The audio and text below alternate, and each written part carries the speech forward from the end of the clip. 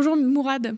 Bonjour Lisa. Alors, tu voulais commencer ta chronique avec d'abord un droit de suite. Oui, alors on a eu un petit problème technique, un problème de magnéto la semaine dernière, alors que je parlais d'antisémitisme. Et j'avais évoqué Nathalie Nagar, qui est une journaliste de D24 News, donc la chaîne d'extrême droite israélienne, et qui avait tenu des propos peu amènes vis-à-vis de la directrice de la Croix-Rouge, en l'invitant, d'abord en la traitant d'antisémite, ça c'est le grand classique, et puis surtout en l'invitant à venir en Israël, et elle a tenu donc des propos qui étaient de cet ordre aussi. Mariana Spoliaric, est-ce que vous la connaissez? Est-ce que vous avez déjà entendu son nom? Bah non, forcément, et en Israël on la connaît pas des masses. Elle est la présidente du comité international de la Croix-Rouge. Alors vous pensez bien, elle a pris des cours chez Jean-Luc Mélenchon, manifestement en dénonçant, je cite, les souffrances intolérables de la population de Gaza. Alors n'ayez d'inquiétude, Israéliens et Israéliennes, vous qui avez été par milliers tués, éventrés, violés, déportés, massacrés, brûlés au pot d'échappement, traumatisés, j'en passe, n'ayez pas d'inquiétude, elle projette de venir en Israël dans les semaines à venir.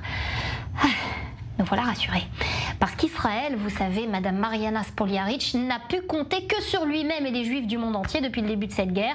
Je n'oublie pas l'oncle Joe qui a donné de lui et de son pays. Oui, mais voilà, d'autres organisations humanitaires nous ont oubliés. Alors on a hâte de vous recevoir pour que l'État juif vous dise haut et fort qu'on n'a pas besoin de la fausse coopération de la Croix-Rouge et que le cirque de la libération des otages est la seule scène sur laquelle manifestement la Croix-Rouge excelle. Venez, vous serez reçus. Bien, on ne sait pas, et heureusement que ça ne dépend pas de moi, on demandera aux familles des otages de s'en occuper. Je vous invite à aller voir le compte de Nadia Journaliste sur Twitter qui a posté cette vidéo et qu'on retrouve un peu partout, mais il suffit de taper simplement Nathalie Nagar I24 News et on tombe sur cette vidéo complètement hallucinante d'un appel à l'agression de la présidente de la Croix-Rouge. On en est désormais là. Sur la question de l'antisémitisme, je crois qu'il y a vraiment un problème. Alors j'essaie d'alerter depuis quelques chroniques sur le fait qu'à force de jouer avec les allumettes, ces gens-là servent le réel antisémitisme et ça continue encore et encore. On a eu récemment Agnès Buzyn, alors je rappelle quand même Agnès Buzyn qui a été ministre de la Santé pendant la période Covid, qui a lâché son ministère en pleine crise, qui, alors que les Français demandaient des masques, elle a posé des affichettes dans les aéroports. Bonjour le succès de la campagne. Eh bien non, si on l'a critiqué, c'est pas du tout pour ça, c'est pour des raisons évidemment d'antisémitisme. C'est ce qu'elle a dit chez Frédéric Aziza sur les ondes de la radio communautariste qu'il anime.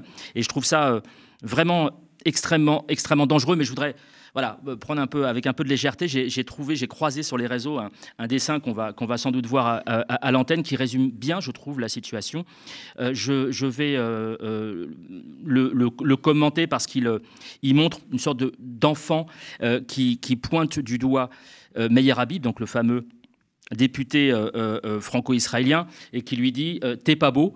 Et en réponse, comme un contre-Uno, Meir Habib lui répond antisémite. Et je trouve que ça résume plutôt pas mal la situation. Alors l'autre chose, je vous avais parler de Rachel Kahn, au moment où je parlais des gens qui parasitaient les plateaux télé, notamment les gens du Printemps républicain et consorts. Et Rachel Kahn, j'avais évoqué son générateur de phrases où on rentre des mots, laïcité, wokisme, universalisme, et puis ça fait des phrases à peu près compréhensibles. En tout cas, c'est un peu mieux que l'imam Chalgoumi, quoique. Et là, elle a rechuté. Et je vais vous laisser écouter la dernière sortie. Alors, je ne pensais pas la passer, parce que je me suis dit, bon, je ne vais pas vous réembêter avec ça à la veille des fêtes. Et puis, sur Twitter, Isabelle AMH a un petit peu insisté, c'est une fidèle de l'émission, elle a un petit peu insisté. Et finalement, en revoyant la vidéo, je me suis dit que ça valait le coup de la rediffuser. Je vous laisse écouter. Quel point, pour la lutte pour les droits civiques, juifs, noirs, etc., tout le monde était main dans la main pour que l'ensemble des citoyens américains aient les mêmes droits dans un universalisme et un humanisme. Donc aujourd'hui, avec Racé, ce que je pointais du doigt, c'était le fait que nous sommes passés à l'ère antisémite de l'antiracisme. C'est juste intolérable d'un point de vue français, d'un point de vue de nos fondamentaux, et le fait que cette lutte intersectionnelle, finalement, mette à mal les droits de l'homme, les droits des femmes, pour des questions raciales. Et du coup, quel est le thème de ta chronique, Mourad ? Alors, je vous laisse digérer cette prose absolument fantastique. Donc, je voulais me pencher sur les journalistes. Alors, la différence entre journalistes militants, partisans et engagés, puisque ça vient régulièrement sur le tapis. Surtout ici, oui. Oui, surtout ici, c'est vrai. Et donc, j'ai croisé par hasard un entretien assez vif, un échange assez vif entre François Piquemal, qui est député NUPES de Toulouse, et notre fameux Benjamin Duhamel, que je ne présente plus. Et c'était la semaine dernière. Je vais d'abord vous laisser regarder cet extrait, et je vais vous laisser écouter la manière dont François Piquemal interpelle, la manière assez vive dont François Piquemal interpelle Benjamin Duhamel, et on en reparle juste après. Écoutez, monsieur Duhamel, mais c'est pareil, vous êtes un journaliste militant. C'est-à-dire que vous avez un point de vue sur l'actualité que vous donnez, par exemple celui que vous donnez sur la France Insoumise. C'est un point de vue militant. Mais quel point de vue c'est un point de vue qui correspond. Puisque je viens précisément, monsieur le député, de dire que je considérais que les propos de Gérard Larcher n'étaient pas à la hauteur du débat. Monsieur Duhamel, je vous ai écouté avec attention, respectueusement. Vous me prenez à partie, donc je me permets. Oui, mais vous nous avez pris à partie également, et j'en ai souffert. Donc veuillez que je fasse la même chose. Vous êtes un journaliste militant qui, quand il expose sa vision de la France insoumise, c'est pas une vision neutre, c'est une vision d'un parti pris politique. C'est-à-dire c'est-à-dire, vous dites qu'on conflictualise, qu'on bordélise. Conflictualisation, c'est assumé même et c'est théorisé par Jean-Luc Mélenchon, la stratégie de la conflictualisation. Mais la conflictualisation, ça ne veut pas dire à des opposants politiques qui n'ont plus le droit de parler. Et la bordélisation, par contre, c'est quelque chose qui vous appartient, parce que je ne vois pas en quoi on bordéliserait. Quand vous déposez des milliers d'amendements pendant la réforme des retraites, par exemple, là, vous bordélisez le débat, puisque vous m'empêchez de parler depuis tout à l'heure. Alors Duhamel, journaliste militant ou pas? Non, je suis pas tout à fait d'accord avec François Piquemal. Alors évidemment, Benjamin Duhamel reprend un élément de langage qui est celui de Darmanin, à savoir la bordélisation. On peut s'appuyer là-dessus, effectivement, partir de ça pour savoir si c'est effectivement un militant. Alors j'entends bien ce que dit Piquemal quand il dit militant. On n'imagine pas le petit Duhamel avec son seau de colle et ses affiches Balladur 2027 à aller coller la nuit dans Montreuil. Non, on comprend qu'il veut dire qu'il a un parti pris. Un parti pris évident, et ça, j'avoue que je suis assez d'accord. Et c'est pour ça que je dirais plutôt qu'il est partisan, parce qu'il n'a pas d'activité, il n'a pas de volonté de vouloir nous faire forcément adhérer à ses idées. Il a plutôt une volonté de séduire, de plaire à sa petite classe politique avec laquelle il va déjeuner ou dîner régulièrement. Alors, je ne dis pas qu'il ne faut pas dîner ou déjeuner avec les politiques, je le fais moi aussi à mon niveau, mais simplement, ça ne peut pas être seulement ça, le journalisme. Hein. Et pour eux, ça n'est que ça. C'est vraiment la définition des éditocrates pour qui le dernier reportage de terrain remonte sans doute à l'école de journalisme avec le reportage obligatoire qu'on a en stage. Ce qui m'embête aussi avec ça, c'est que très récemment, vous savez, on en a parlé ici, Barbara Olivier Zandroni, donc notre consoeur radiodiffusée de Guadeloupe, qui a été remerciée après avoir normalement questionné Bardella, ce qu'avait fait également Mohamed Kassi sur TV5 Monde avec le même résultat. Bardella n'a pas trouvé autre chose que de la traiter de militante quand il était coincé par les questions de notre consoeur. Et donc ce terme de militant me dérange un petit peu. Il doit vraiment être réservé à des personnes particulières. Je pense évidemment à Pascal Praud, qui a encore tenu une espèce je ne sais même pas si c'est un éditorial, mais enfin quelque chose qui ressemble à un acte militant, puisqu'il s'est immiscé dans une affaire judiciaire en théorisant une espèce de complot qui n'existait pas. Et là, on est vraiment sur du militantisme. Alors, je voudrais vous montrer, pour vous dire qu'il est partisan, je voudrais vous montrer une autre petite vidéo, courte celle-ci, où Benjamin Duhamel va interviewer Dupond-Moretti. Donc Dupond-Moretti est plutôt mal à ce moment-là, puisqu'il sait que son procès arrive. Et là, il va lui poser une question. Et au détour d'une question, tendez bien l'oreille, il va un coup le vouvoyer, un coup le tutoyer. Je vous laisse écouter, puis on en parle juste après. Je peux vous dire 2 mots d'abord? Oui, vas-y, allez-y. Contextuel. Oui. Alors pareil que pour les restaurants, ça ne me dérange pas qu'on tutoie un politique. Mais là, on sent une gêne. Et si on sent une gêne, c'est parce que derrière, il y a quelque chose qui n'est pas sain et qui démontre qu'on est vraiment dans cette petite caste médiatico-politique. Et je pense... Je peux me tromper, mais je pense que s'il ne s'était pas repris, ce serait presque passé crème. C'est le fait qu'ils se reprennent, se sentant honteux, qui me pose problème. Et donc, ça m'amuse de voir ça. Alors, j'ai envie de dire que Benjamin Duhamel, c'est pas de sa faute. J'ai envie de lui trouver des excuses à ce garçon. Parce qu'il a 2 embûches. Il a la première embûche qui est la caste des éditocrates dont il fait partie. Donc les fameux gens qui ne font jamais de reportage mais qui ont un avis sur tout et qui reçoivent les politiques comme on reçoit des copains. Et il fait partie d'un clan, le clan Duhamel-Saint-Cric. Alors je m'immisce rarement dans les familles, mais enfin là, il y a quand même un petit problème. C'est-à-dire que soit les membres de la famille et du clan sont des génies éditorialistes et des génies politiques qui se reproduisent dans les familles et qui donnent naissance à d'autres génies encore plus géniaux. Et dans ce cas-là, on comprend. Soit il y a quand même, je pense, un petit problème d'entre-soi, voire de népotisme. Alors, Vous me direz, puisqu'on parle du Hamel, on en vient forcément à Ruth Elkrief. Qu'est-ce qu'elle devient, Ruth Elkrief? Alors elle, et où est-ce qu'on la situe? Elle vient de demander un gouvernement d'union nationale avec Ciotti, Cazeneuve, Barouin, Renaissance et Larcher. Alors là, je trouve ça complètement extraordinaire. C'est-à-dire que ce n'est pas son rôle de faire des propositions politiques à ce niveau-là. Et je pense, je ne vous l'aurais pas dit il y a quelques années, mais là, je vous le dis clairement, elle fait partie effectivement des journalistes également militants. Alors, on m'a interrogé sur les réseaux sociaux à propos d'Éric Nolot. Alors pourquoi je n'ai pas parlé d'Éric Nolot jusqu'à aujourd'hui? Parce que j'estime qu'Éric Nolot n'est pas un journaliste, tout simplement. Il l'a prouvé. Encore récemment, il a évoqué un scoop disant que Moix, dans l'affaire Depardieu, je vous ai épargné la vidéo de Depardieu, elle est trop sale pour moi. Merci.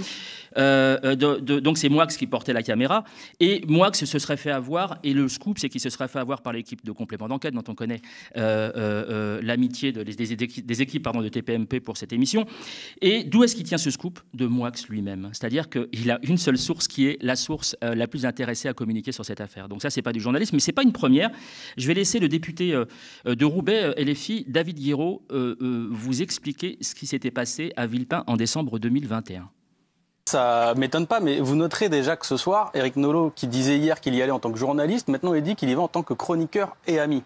Votre version, elle a changé. Parce que vous savez très bien que journaliste, pour moi, c'est la même chose. Journaliste, non. Journaliste, il n'y a pas de journalistes dans les meetings qui sont au premier rang, VIP, avec sans stylo, sans rien, sans caméra, sans rien, juste un grand sourire. Voilà, ça n'existe pas. Tous les journalistes ont des caméras. Par ailleurs, vous n'êtes pas ami uniquement d'Éric Zemmour, vous êtes ami des gens dans la salle parce que vous prenez des selfies avec eux, d'accord? Donc au bout d'un moment, vous avez tenté de nous faire croire que vous y étiez en train de journaliste. C'est pas vrai.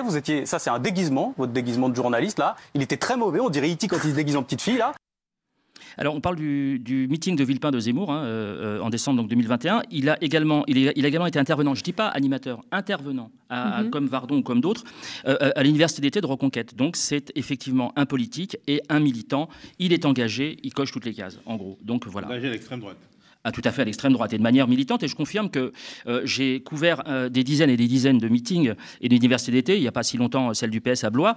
Jamais, et là il ment quand il le dit dans la suite de l'intervention, jamais les journalistes ne sont devant. C'est évidemment toutes les personnalités et les invités, ce qu'il a été. Et on attend toujours d'ailleurs son article qu'il avait promis de faire. C'était en décembre 2021. Nous sommes en décembre 2023. Alors, tout seigneur, tout honneur, on va finir par Apolline de Malherbe. Elle est jugée souvent par les internautes comme étant agressive.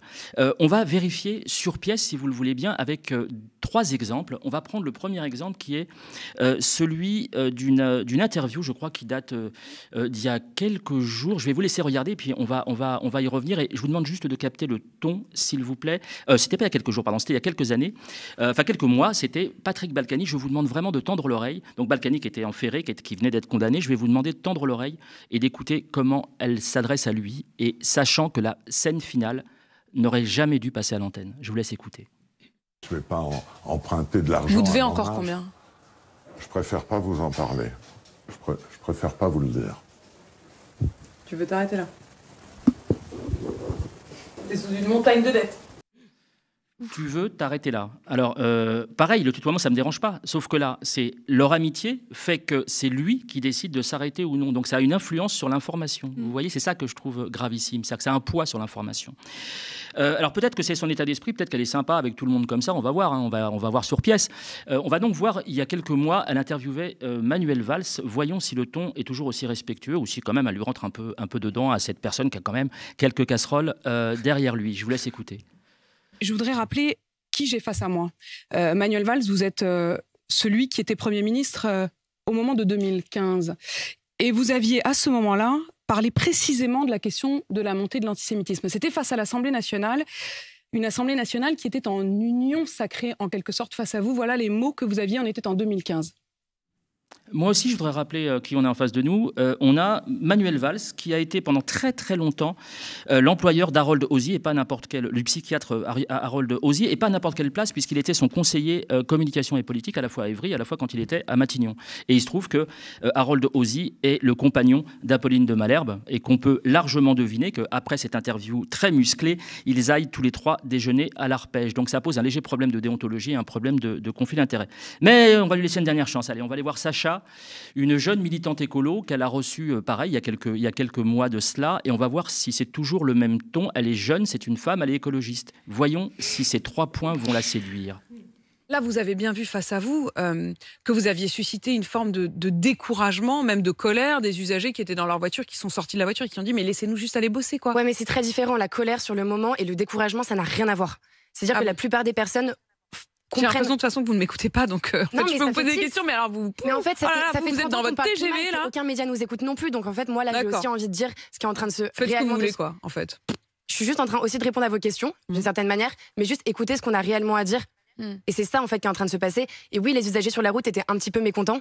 Non, pas un petit peu mécontents, vous l'avez Mais est-ce que c'est ça le vrai sujet ? Est-ce qu'on est vraiment là en train de parler l'important, c'est quel est le respect que vous avez aussi des autres. C'est-à-dire le respect des autres. Je comprends parfaitement votre militantisme, mais encore une fois, oui, j'en ai 4. Est-ce que vous pourriez regarder vos enfants dans 10 ans et leur dire « Désolé, je savais, mais j'ai rien fait ». Faible avec les forts et forte avec les faibles, ça pourrait absolument résumer la position d'Apolline de Malherbe. Et je trouve ça tout à fait regrettable. Et là, on le voit vraiment très bien que suivant son interlocuteur et suivant l'échiquier sur lequel se trouve son interlocuteur, elle a un ton tout à fait différent. Je voudrais terminer cette rubrique par un conseil, comme je l'avais fait la semaine dernière, si vous le permettez. Alors, on va voir sans doute la jaquette s'afficher. C'est un livre, c'est même un roman photographique d'Éric Cabanis, que je trouve absolument magnifique. Alors, je connais un peu le travail d'Éric Cabanis pour le suivre sur les réseaux sociaux. Et ce travail photographique de village, c'est un espèce de road movie à travers beaucoup de choses qui vont, hélas, disparaître, comme les petits bistrots, les stations essence, et puis des gens très, très touchants. On sent qu'il a pris le temps avec eux, on sent qu'il a de l'affection, y compris pour eux, et on sent une réciprocité. C'est tellement parlant que, en fait, je ne sais pas si je peux montrer ça à l'antenne, mais il n'y a même pas de texte à côté des photos. Il y a juste une préface de Marie-Pierre Vieux et un texte de Rosemonde Catala qui s'appelle Trouble. Et donc, c'est un roman photographique, c'est aux éditions Arcane 17 et c'est signé Éric Cabanis. Je vous le conseille vraiment, c'est un superbe ouvrage. Merci beaucoup, Mourad, pour cette riche chronique sur le journalisme militant, engagé, des questions qu'on soulève très souvent ici, évidemment, et qu'on nous fait soulever, évidemment.